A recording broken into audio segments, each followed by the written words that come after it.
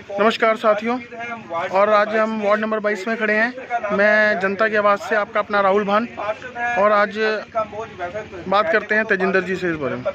सविता काम्बोज है, लेकिन जो उनके प्रतिनिधित्व करते हैं अनिल काम्बोज है। तो पहले मैं कैमरे को जो देख रहे हैं तरुण भाई, एक बार जो लोग खड़े हैं उन्हें दिखा दीजिए। लोग जितने भी लोग हैं ये सभी परेशान है यहाँ की सड़क को लेकर।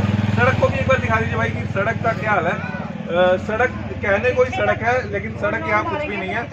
सबसे पहले मैं एक बार यहाँ जो क्षेत्रवासी हैं धर्मपाल जी, इनसे एक बार कहूँगा कि 2 मिनट के लिए यहाँ की समस्या को एक बार बताएं और फिर हम अगला मेरे पत्रकार बंधु और मातृशक्ति और मेरे सभी नौजवान साथी और इस एरिया के जाना बुजुर्ग, ये वार्ड नंबर 22 है। इसमें हमारे जाना बहुत ही समस्याएं हैं गलियां की सबसे बड़ी, और ये बहुत पुरानी 30-35 साल पुरानी कॉलोनी हैगी।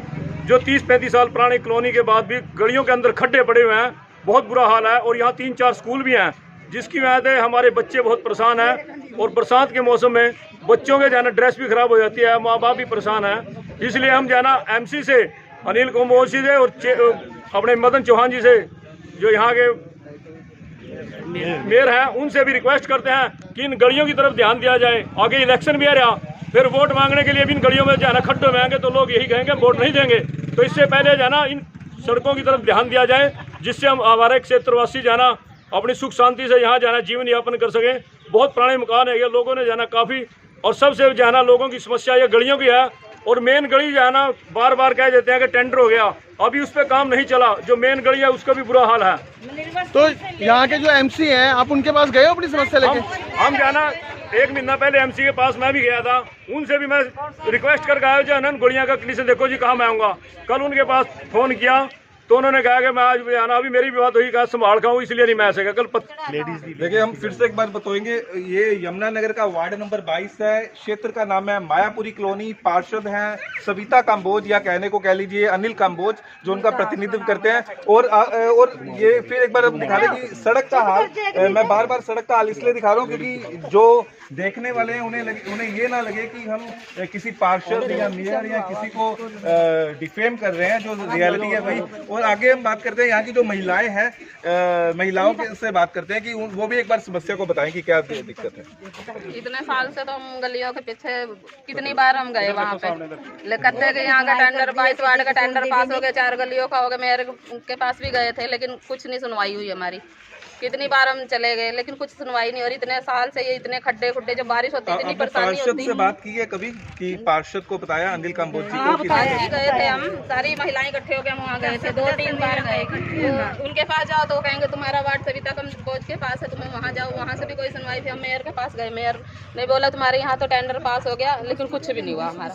कहते 3 महीने बाद तुम्हारा गलियों का काम शुरू हो जाएगा, कुछ नहीं। हाँ, वो उनसे कहेंगे उनके पास जाओ, वो उनके पास, ऐसा तो हमारा कुछ नहीं होगा ना, फिर हम तो वोट भी नहीं देंगे। बिल्कुल देखो, बिल्कुल ये बात हम बिल्कुल कहेंगे कि हमारे मदन चौहान, हमारे यमुना नगर के मेयर जैसा लापरवाह मेयर हमें आज तक नहीं मिला।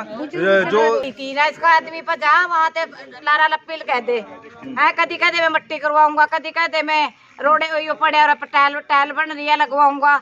और लारे हमारे सामने आंदा नहीं 70 थोड़ बता दिया, मैं फलानी जगह मैं डिकड़ी जगह। बच्चे यहाँ इंतजार कर रहे सवेर के, है परेशान हो रहे। देख कितना मल्ला, कितनी कॉलोनी भरी खड़ी है सारी। कुछ शर्म आनी चाहिए ना। अरे पड़ गया ना, इतना बढ़ जाए मोटा बाटा लेड़, यहाँ जुतियों के हार पड़ा गए, फिर चुकी होगा। आंटी जी ने बिल्कुल कोई भी हो जो कोई काम नहीं अंदर साड़ा लगे कोई भरा। कॉलोनी में कई ऐसे स्कूल भी हैं, बच्चे आते हैं, ई-रिक्शा आता है, जो बच्चों को बहुत परेशानी होती है। पर यहाँ के पार्षद हैं सविता काम्बोज, उनके पास हम कई बार गए, पर उन्होंने हमारी बात टाल दी।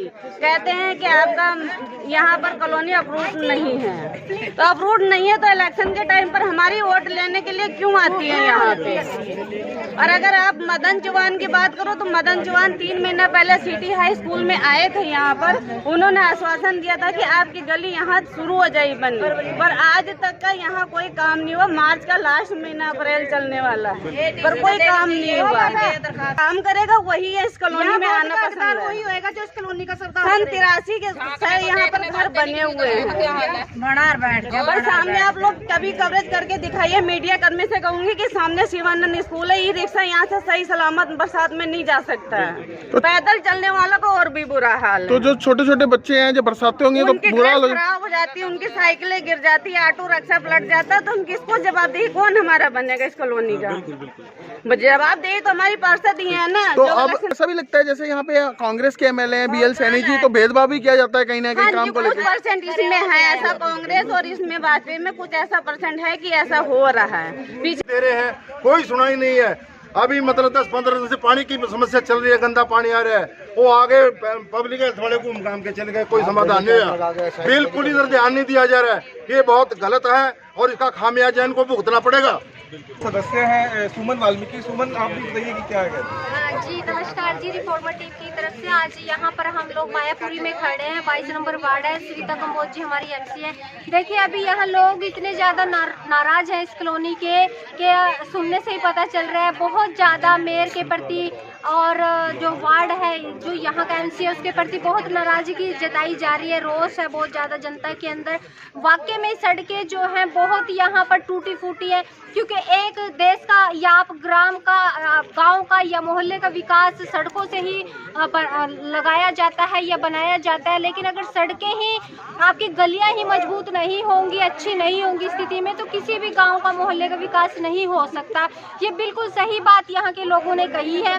MC साहब के पास अकेली 5 बारी जा चुकी हूँ और जो पब्लिक के साथ गई हूँ अलग से गई हूँ कि मैंने उनकी मीटिंग भी रखी है कि पर वो बंदे किसी रास्ते पे कायम नहीं है कि मेरी गलियों का हाल देख लो, मेरी पब्लिक का हाल देख लो। मेरी पब्लिक मेरे साथ खड़ी है और ये शायद ये जानता है कि मैंने तीसरी मीटिंग अब रखी है ये कि मेरे पड़ोसी सब परेशान है इस गलियों से। ना तो कोई बीमार में जल्दी निकल पाता है, ना कोई ट्रैफिक निकल पाती है, और बच्चे स्कूल के इतनी बहुत ज़्यादा हालात मारे हैं कि मेयर के पास असर है और नहीं MC साहब के मारे असर है किसी चीज़ का।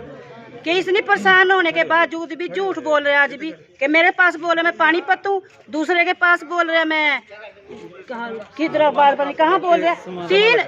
तीन बारी झूठ बोल चुका है। किस चीज़ का MC है ये हकदार नहीं है यहाँ की वोट का। हम चुनेंगे अपनी वार्ड से कोई MC चुनेंगे जो इसका गली का सावधान करेंगे। बाहर का MC को हम यहाँ पेश नहीं होने देंगे सलाह से। अगर हमारी कोई सुनाई नहीं हो रही, हमारी गलियों का सावधान नहीं हो रहा, हम अपनी मर्जी से चुनेंगे। धन्यवाद। आज में से टेंडर पास हो गया जी, शुरू हो जाएगा। तो इनको पूछो कि आज किसी बड़े अधिकारी, बड़े मंत्री, किसी नेता ने यहाँ से गुजरना हो ना, फिर इनको कोई टेंडर पास करवाने की जरूरत नहीं पड़ती, किसी बजट की समस्या नहीं आती, रातों रात टेंडर भी पास कर देते हैं, बजट भी आ जाता है, अधिकारी भी पहुँच जाते हैं, लेबर सामान भी पहुँच जाता है। लेकिन आम आदमी जो असल में इस लोकतंत्र में मालिक है, यही कहते हैं ना कि लोकतंत्र में जनता मालिक है, ये तो सारे पब्लिक सर्वेंट है, जनता के नौकर हैं। लेकिन जब इस नौकर ने गुजरना हो किसी बड़े अधिकारी, किसी मंत्री, CM, नेता, मेयर ने, फिर रातों रात टेंडर पास हो जाएगा, सड़क बन जाएगी, माल आ जाएगा। लेकिन जो लोकतंत्र में असली मालिक है जनता, लोग जिनके पैसों के, जिनके टैक्स के हिसाब से हम जो पैसे देते हैं टैक्स के रूप में, उनसे इनके घर चलते हैं, इनको तनख्वाहें मिलती है, इनके दफ्तर चलते हैं, इनकी गाड़ियां चलती हैं, उनके लिए रोज लारा टेंडर पास हो रहा है जी, आज हो जाएगा, कल हो जाएगा। तो ये तो लोकतंत्र के नाम पे भद्दा मजाक है। आज़ादी के इतने साल बाद भी असल में लोकतंत्र ये है नहीं कि आज भी हम राजतंत्र जैसी स्थिति में निकल रहे हैं। जब राजों की तरह किसी बड़े मंत्री ने, मुख्यमंत्री ने, नेता ने गुजरना हो तो रातों रात सारे काम हो जाएंगे। लेकिन जो असली मालिक है जनता, उसके लिए कोई सुविधाएं नहीं है, वो दर दर धक्के खाती रही एक जगह से दूसरी जगह। और मैं यहाँ के जो हाल देख रहा था, मैं सोच रहा था बारिशों में यहाँ क्या हाल होता होगा, निकलना मुश्किल होगा जो सड़कों के हाल है। अगर सूखे में ये हाल है, आप लगाओ आदमी यहाँ गाड़ी लेके आ नहीं सकता, तो अगर बारिशों में तो जो हाल होता होगा हम सोच भी नहीं सकते। यहाँ से यार लोगों का घरों से निकलना बाहर भी मुश्किल हो। तो हमारी तो यही प्रशासन को अपील है, जो एक कुंभकर्ण की नींद सो चुके हो ना आप, मेयर साहब क्या, हमारे MLA साहब क्या, 40-40 लाख की गाड़ियों में तुम घूमते हो, उस बंदे के बारे में सोचो जो एक स्कूटर, मोटरसाइकिल, साइकिल के ऊपर अपना सारा परिवार लाद के घूमता है, उस पर अपने बच्चे को भी बिठाता है, अपनी बीवी को भी बिठाता है, घर का सामान भी उसी पे रखता है। वो जब इन टूटी उबड़ खाबड़ सड़कों पे निकलेगा, वो अपनी जान को भी जोखिम में डाल रहा है, अपने बच्चों की जान को भी जोखिम में डाल रहा है। तुम्हें तो फर्क नहीं पड़ता, तुम तो 50 लाख की गाड़ी में हो, तुम्हें कहाँ खड्डे महसूस होंगे। लेकिन ये जनता है जिसने तुम्हें उस गाड़ी, उस दफ्तर में बैठने लायक बनाया है। तो इस जनता के सब्र का इम्तिहान ना लो, जो तुम्हें उस दफ्तरों में बिठाना जानती है ना, तो उन दफ्तरों से निकालना, उस कुर्सी से उठाना भी जानती है।